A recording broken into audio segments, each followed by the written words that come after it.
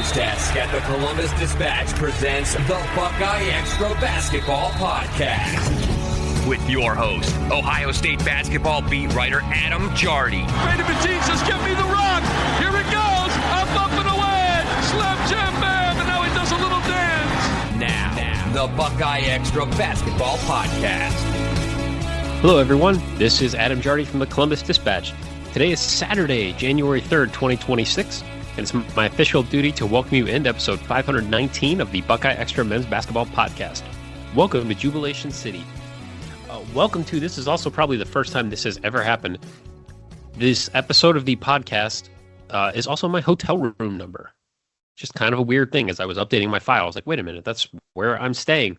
I'm here on the outskirts of Piscataway, New Jersey, and we are a couple hours removed now from quite the Ohio State game. The Buckeyes prevail tonight in Jersey Mike's Arena / the Rutgers Athletic Center / the Rack / the Trapezoid of Terror, which is my favorite nickname for it. But either way, Ohio State walks out of this one with an 80-73 win, a game that very much looked like it was headed in one direction until it very quickly was not. And we got quite a few things here to break down from this game.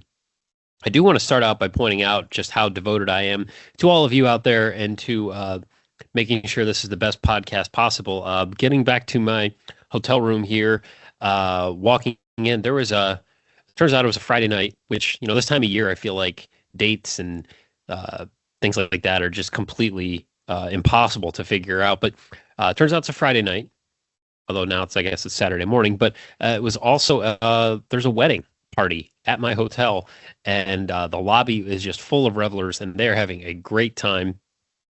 I was riding the elevator up. I have a Diet Mountain Dew here to keep me going because we are well past 1 a.m. at this point, and I was making conversation with some well-lubricated people in the elevator, and I was asking if they were giving away any adult beverages, and they were not. And the guy said something about how his fourth beer was in his pocket, and he was not going to give it to somebody like me.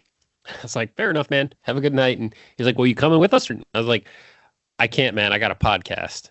So I turned down the opportunity to party with some people I don't know to get you this podcast here, break down this game. Boy, what a scene that was at the hotel. And what a game this was here for Ohio State. Ohio State, like I said, this looked like it was going a completely different way. And we'll get into the specifics of it here in a minute. Ohio State with the win improves to 10-3 overall, 2-1 in the Big Ten. This is the second road win in conference play for the Buckeyes. It wasn't that long ago that we were talking about how Ohio State could never win on the road in the Big Ten, and here they are, 2-0 in road games here this year, having won at Northwestern and now beating Rutgers. The Buckeyes for the game shot 51.9% from the floor, 43.8% for three. That's actually an uptick from what we've seen against high major teams for the most part this season for the Buckeyes. 7 of 16 from three, 27 of 52 overall. Also 19 of 23 from the line. That's 82.6%. And Ohio State did outscore Rutgers in this one, 43-32 after halftime. The Buckeyes were led by Bruce Thornton with another double-double. He finished with 20 and a game-high 10 rebounds. He was assisted, by Devin Royal, who finished with 16. John Mobley had 12, and Brandon Knoll had a big 14 for the Buckeyes. We'll talk about him here in a moment as well.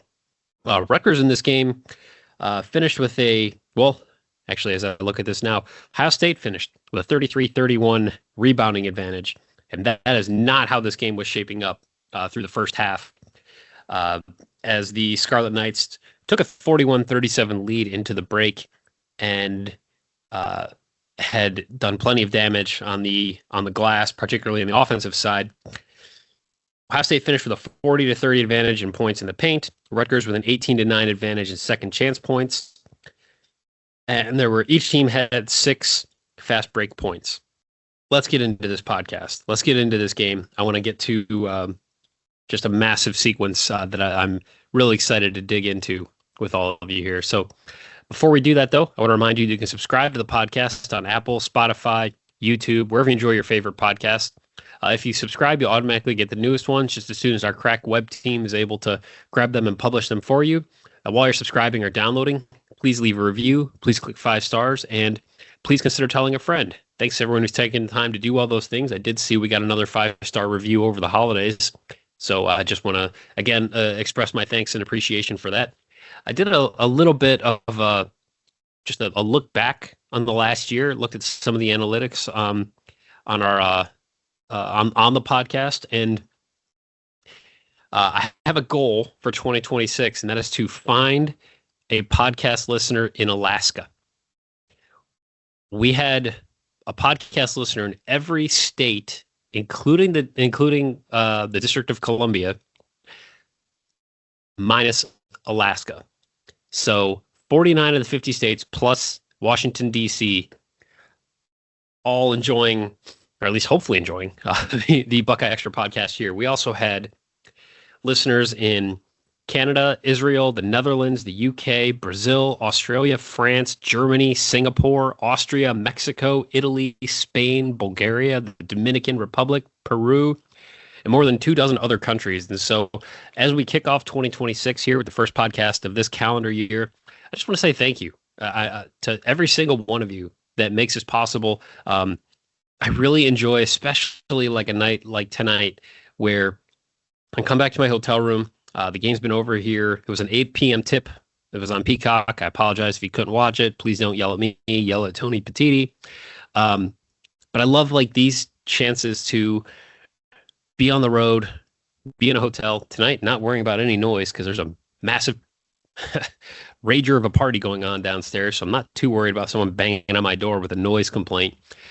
But these are the ones that I really especially look forward to. Being on the road, the Dispatch were the only media outlet that was at this game. I spoke with Jake Diebler, Bruce Thornton, and Brandon Knoll after this game, one-on-one interviews, wrote a bunch of words for the takeaways that will be on dispatch.com by the time you hear this. I'll have at least one more story coming out of this game. And then I get to come back to my room and kind of dissect it all and have some fun talking about all of this. And to think that there are people literally all around the world listening to this podcast it makes me feel like I got to do a better job. But I just want to say again, like, thank you to everyone out there, wherever you are. It means a lot to know we literally have people all around the world. So thank you, everybody, seriously, for making this work. And we're really looking forward to what the podcast can do in 2026. All right, so let's get into where this all flipped. So Ohio State this wasn't like a case of, oh boy, we're at a rough start. I mean, the Buckeyes scored on their first 2 possessions, had an 8-6 lead, traded some buckets. It was 13-13. So it wasn't like Ohio State immediately dug a hole. But then Rutgers just started hitting shots, and Ohio State could not get a stop. It was 13-10 Ohio State, and Rutgers got a 3-pointer from Dylan Grant. And that started a run, 4 straight possessions for the Scarlet Knights with points. And Ohio State scored a couple of times in here that only allowed Rutgers to build a 21-18 lead. But then it became 26-18. And then it was 32-24. And then here's where the game really, everything kind of happened. Ohio State's within 28-24. And again, Dylan Grant gets a lob. He scores. Ohio State's down 6. And Rutgers then gets Christopher Nwoli, misses a drive, but then Bryce Dortch, great name, is right there to just slam home the offensive rebound. And Ohio State calls timeout at this point with 6:29 to go, down 8. Diebler was not happy. The rack was loud. This place was packed. It's 86th straight sellout at Jersey Mike's Arena. 8,000 people constitutes a sellout. and this place was loud, and they were feeling it. Rutgers, the worst Big Ten team when it comes to scoring average, coming in at like 67 odd points a game, dead last in the Big Ten, and things were flowing. 32 points here in the first 13 minutes and 31 seconds. Timeout didn't work. John Mobley Jr. turned it over.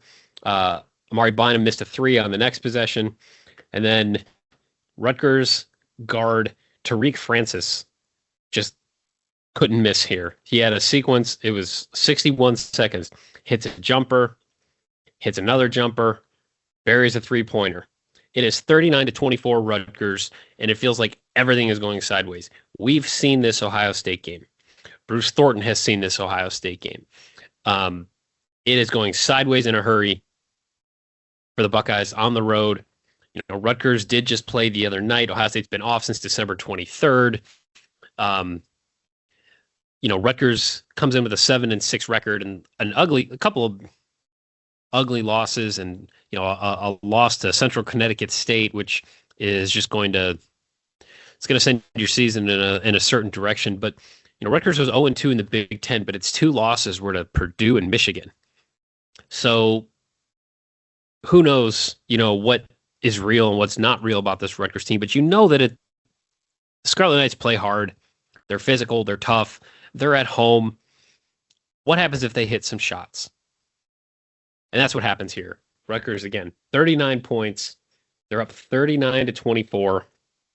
When Bruce Thornton gets fouled with 3:47 to go in the first half to send us into the under 4 immediate timeout.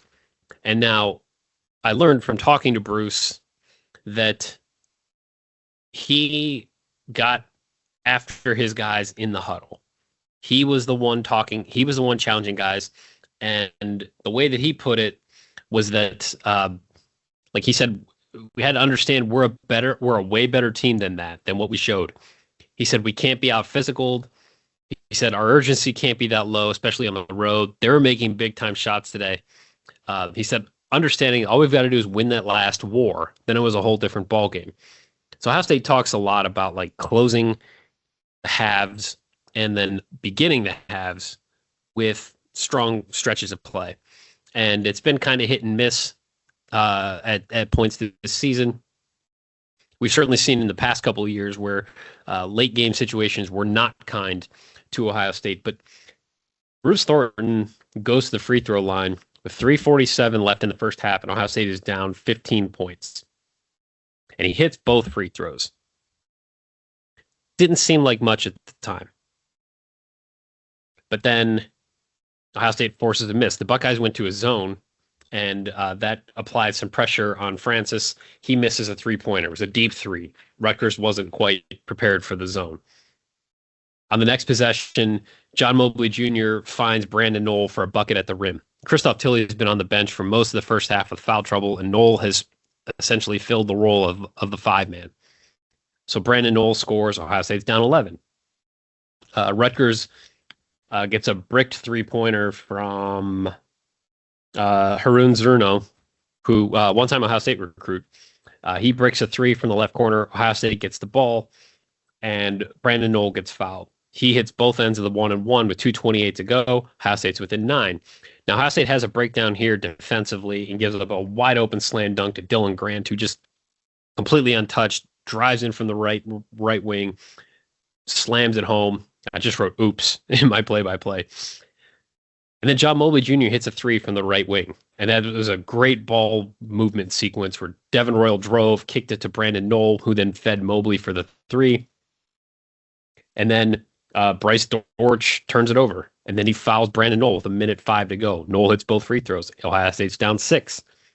Ohio State withstands a Rutgers push where they get a missed three-pointer from Zerno, again, who was 1 of 5 from the field, 0 of 4 from 3. So he misses a three-pointer. There were 2 offensive rebounds. They couldn't quite tip it in.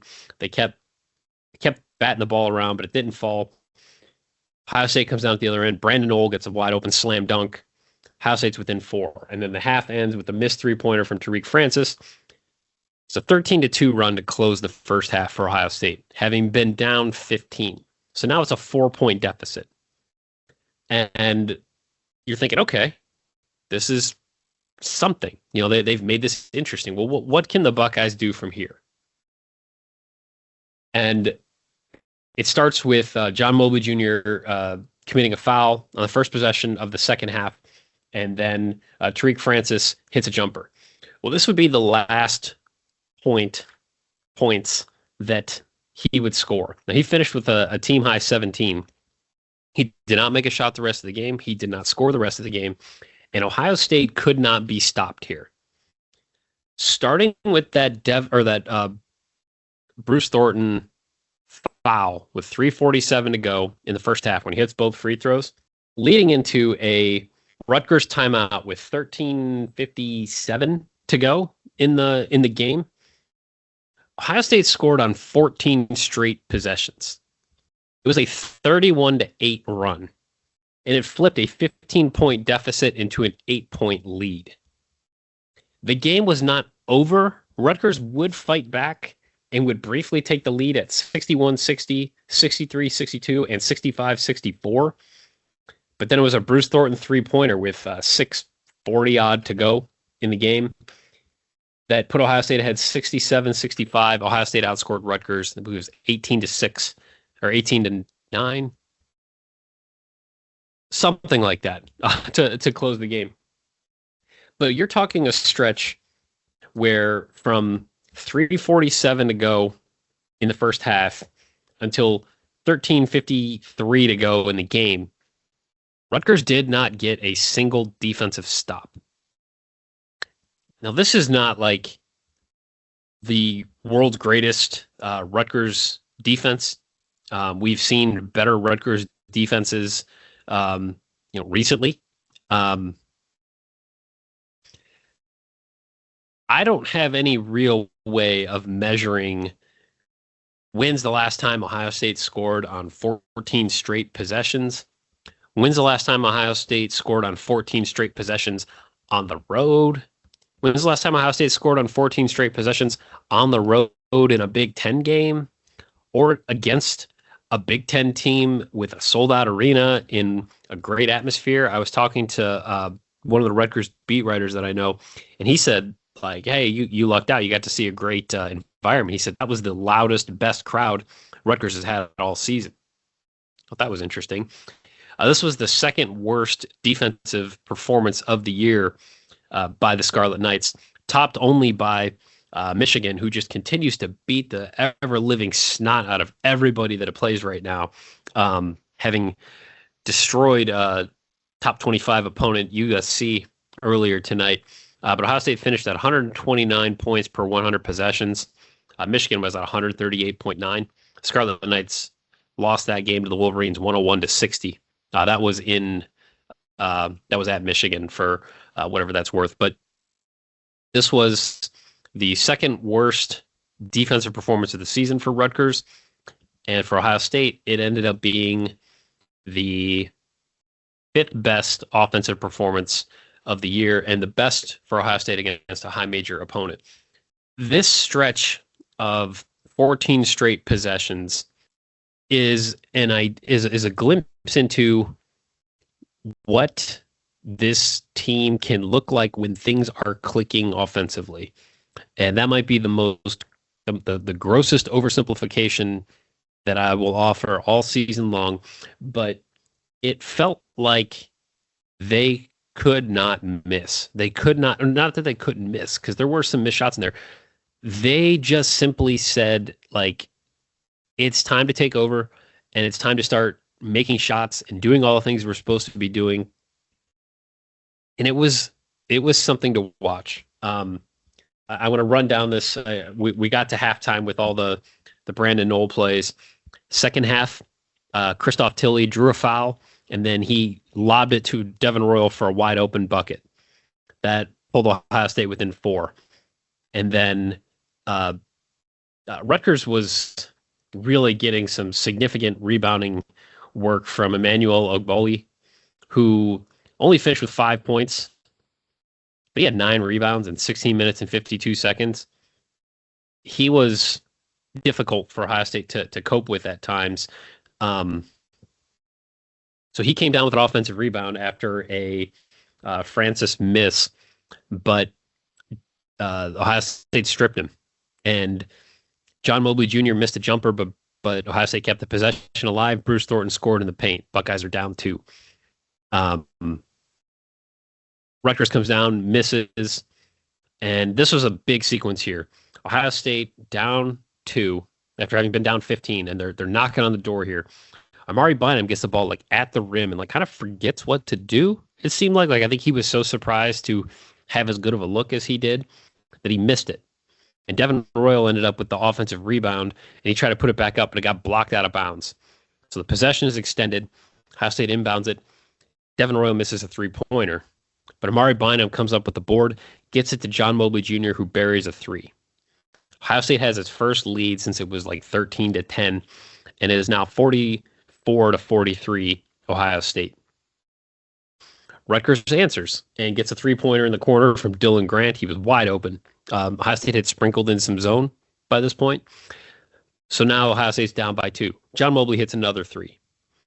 The Buckeyes come down and get a stop. Christoph Tilley gets fouled, hits 1 of 2, but the miss gets grabbed by Devin Royal to extend the possession, and then Amari Bynum misses a 3-pointer. It's a 2-point lead. Rutgers gets 1 of 2 free throws with 15:34 to go. Devin Royal has a just beautiful looking drive. He takes it from the right wing, cuts to the left block, draws the contact, finishes with his right hand. He's going away from the basket, but he finishes with his right hand on the left block, draws the foul. He hits the free throw with 15:12 to go. Ohio State's up 4. Rutgers has a possession where the Scarlet Knights grabbed 4 offensive rebounds, just kept ping-ponging the ball around the rim and could not get it to fall, and Ohio State survives. I wrote 4 offensive rebounds with an exclamation mark in my play-by-play. So Ohio State up 4, survives that. Bruce Thornton drives and scores. Ohio State's up 6. Rutgers comes down and misses another shot. Bruce Thornton scores. This is where Steve Peichel calls timeout with 13:57 to go. I can't read my own handwriting here, but that ends the 31-8 run where Ohio State scored on 14 consecutive possessions. So I asked Bruce about this. I asked Diebler about this. I asked Brandon Knoll about this. I said, do you realize like when this is going on? First of all, none of them were aware that they scored on 14 straight. And each one of them, when I told them that, was like, whoa. Like that definitely like made an impact when they realized that. So I asked Brandon Knoll, I said, like, when it's clicking like that, what does that feel like? He said it just feels fluid. It feels fun. The ball's flying around. People are flying around. We get a lot of easy shots. Offensive rebounds lead to more easy shots. He said it's a fun offense to be in when things are clicking. I said, when I asked Bruce Thornton that, he turned it around and started talking about their defense. And I thought this was an interesting point. So he said, I can tell when we're getting stops. He said they call it a kill when they get 3 stops in a row. And I thought this was an interesting little bit of insight into maybe some of how Bruce Thornton sees it. But he said, if we get 3 stops in a row, we'll score at least 1 or 2 times with the offense that we have. So during this run, when Ohio State scored on 14 straight, Ohio State got 1 kill. No, they only got 1 kill during that run, but they had a couple of stretches where they had 2 consecutive stops. Thought they would have had a few more than that. But at any rate, when I asked Diebler, like, what's working in a sequence like that, he said ball movement, pace in the half court, guys playing to their strengths. He said, we've got a lot of basketball IQ on this team. And that's where our poise is so important. Because we do play with poise and we don't play sped up. We're pretty tough to guard because we've got guys who can make shots, guys who can drive it. He said they wanted to commit 2 to our guards on ball screens. So we played behind that, hit the short roll, and we were effective with it. He said we can attack you in a lot of different ways, so that versatility is important. You can't utilize it if you're not playing poised. So I think we're doing that better. Now, it is interesting to me that this all started with Bruce Thornton essentially challenging his teammates in the huddle. And Diebler said there were 2 points in this game where he didn't get the chance to like talk to the team right away because Bruce Thornton was doing that. This was one of them. Said there was another time that he said he just sat there and kind of collected his thoughts while Bruce basically addressed the team and told them like what they needed to do. So we hear a lot of talk about player-led teams and this and that. I think there was some real growth for Ohio State in that regard. And this is a quote that I don't want to let go by the wayside. When I asked Jake about that, he said, "We have a job to develop leaders within the team, and I think we're doing that." He said, "Devin's gotten better. Bruce was phenomenal tonight. I heard Gabe in timeouts, Junie in timeouts." He said, "It's been by committee, but Bruce and Devin have the strongest leadership voice on our team, and we needed it, and they delivered in that regard." So Bruce Thornton's the one that kind of lights the fire. It was not a good first half for Ohio State's main offensive weapons. Coming into the game, Ohio State is led by Bruce Thornton, John Mobley, Devin Royal, Christoph Tilley when it comes to points per game, like leading into this game. And at the half, none of them were doing much. So those guys had 16 first half points for Ohio State. Bruce had 7. The other 3 each had 3 apiece. So the person that stepped up in this case and kept Ohio State afloat and allowed the Buckeyes an opportunity just to stay within shouting distance was Brandon Knoll, who, since scoring 29 in that Northwestern win, had scored 15 points in the last 4 games. He was scoreless against North Carolina. He had been moved out of the starting lineup in place of Amari Bynum. Brandon Knoll had 14 points in this game, all of them in the first half. 8 of them in that final 347 of the half, as well as an assist. So the last 11 points of the half, Brandon Knoll either scored or assisted on. It reminded me of the Northwestern game and his ability. Like, he is really crafty around the rim. He is really talented when he has, when he's not sped up and when he's able to use his natural abilities or the things that he's really worked on to be, a polished, high-level, prolific scorer. And this reminded me somewhat of that, where you could just feel if they could get him the ball, he had angles, he had opportunities. He talked about just like being able to be effective in like open windows. I said it looked similar in some ways to like how you're able to get the ball and be effective against Northwestern. And he said kind of similar in just trying to find those windows. He said there were a lot more today than there have been in the past for me. So I just had to make sure I finished strong because they're big guys in the paint and trying to block shots. Had to be strong and smart with my finishes. When I asked Diebler about it, he said Brandon was huge. He said we played him at the 5 for significant stretches. He said this team allowed that because they went small at the 5.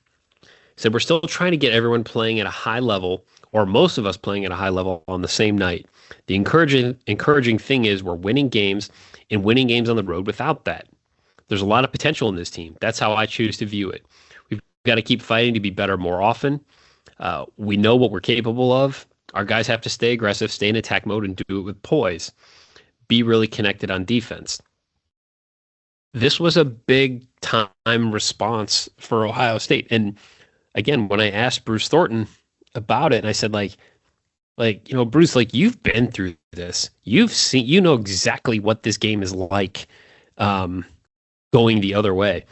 And, there are times when I feel bad almost like requesting to talk to Bruce after so many games. Like, I'm sure, and he has never turned down an interview, not once. And I'm sure there are times when he might not feel like talking. And on tonight, I would have been fine with talking with just about anybody on the team. But I just felt like I really wanted to hear his perspective on, you've seen this go the other way. Were you thinking that in that moment? And what did it mean for you to find a way to rally this thing and get it turned around to where you guys are leaving with a Big Ten win instead of a loss? And I'll be writing more on that probably for Sunday. So look for that here soon. But, when you are constantly asking someone about tough losses, think it's only fair to ask them about gritty wins, and that certainly seemed to be the right opportunity like that tonight for Bruce Thornton. So I think my final thought here for this episode for right now is that one of the things I said in the little post-game video that I posted to my Instagram is that this isn't the kind of win that puts you in the NCAA tournament. This is the worst rated team on Ohio State's schedule. This is the only time the Buckeyes get the Scarlet Knights. But like Rutgers isn't really going anywhere this year, and they have some interesting pieces, but like they're not a tournament team. And this isn't the kind of win that when they show your resume on Selection Sunday that you get in because you won this game. But this is the kind of loss that would keep you out, especially with the Pitt loss already on the resume. That's the kind of game that when you're Ohio State and you're playing on the road, you have to find a way to get it done. And the Buckeyes did in this one, and that enables them to keep themselves in the picture, keep themselves in the conversation. They're going to have plenty of quad one opportunities moving forward here, and we'll see what Rutgers' season looks like. But this was a win you had to have if you want to have any hopes of making the tournament. And now it sets up a really intriguing matchup here with Nebraska. The Cornhuskers, nation's longest winning streak. Nebraska's won 18 straight, coming off of a 58-56 home win against Michigan State here earlier this evening. Nebraska's only played one true road game, and they did go win at Illinois 83-80. But Nebraska has the number 44 offense, according to Ken Palm, the number 19 defense. It's going to be a heck of a game on Monday night. I'm really, really excited to see that one. But this was an interesting game. It's always fun to see games at Rutgers. I mean, that place is loud. It's a weird, quirky building. And like it matters to Rutgers fans. It's always going to be gritty and weird. And I mean, I've seen some interesting games there over the years. Like there was the game my first year on the beat where Thad Matta benched Mark Loving during the second half, and then didn't want to say that he benched him, but clearly had benched him. I think he had 2 turnovers and no made field goals in that game, and just looked somewhat disinterested. But Ohio State won that game, and Eddie Jordan was running Rutgers into the ground at that point, but Steve Peichel got it turned around. I had the Tanner Holden revenge game for Rutgers a couple years ago. There was saw Jaquan Lyle with a triple-double against Rutgers. I was in Columbus, but still, like, there have been some weird games against the Scarlet Knights in my 11 years on the beat. And this was, I don't know how many times we'll be talking about Ohio State scoring on 14 straight possessions against a team like Rutgers. So a night to remember, to be certain. So it is getting rather late here, and I'm gonna wrap this one up. I hope you had a great holiday season wherever you are, and looking forward to continuing to see where the season goes and to see what unfolds for this Ohio State team as it now again gets ready to host Nebraska on Monday. Before then, heading to the Pacific Northwest. I'll be at Oregon later in the week, and then Washington next weekend to close off a stretch of 3 out of 4 games on the road, and 3 games in essentially 9 days. 4 games, in 9 days. So tough stretch here for the Buckeyes. Made this one all the more important, I think, for them to find a way to win it. So I hope you got, if you're in the gift-giving persuasion, hope you maybe got some good tunes this year for Christmas or whatever you might celebrate. I was gifted a new album by The Beaches, No Hard Feelings. Really digging that one. I bought The Last Dinner Party from The Pyre. Bought that with a gift card that I got. I got the new Dave Hawes album, ... and The Mermaid. Digging that. Also got the new Richard Ashcroft, Lovin' You, and the new Haim, I Quit. honestly, all of it's kind of fire. I'm enjoying every single one of those, and I've still got some more gift card money to spend. So have quite the list of albums I'm going to be adding to my collection. But hope you're doing well again, and thank you to everyone for making this all happen. I'm going to wrap this one up now. As always, you can send along your questions, your comments, your love notes, your hate mail, and otherwise constructive criticism to me at Adam Jardy on Twitter or ajardy@dispatch.com. Thanks again for listening, and thanks to our web team for getting this out there. I'm not sure who exactly will be publishing this one, so I want to make sure I just thank all of them, because whether it's Patrick or Scott or Bryce, those guys do a ton of work to make this all happen, and I genuinely appreciate each one of them. So I'll be back with you Monday night after Ohio State, Nebraska. So until then, be kind, take care, and we'll talk soon.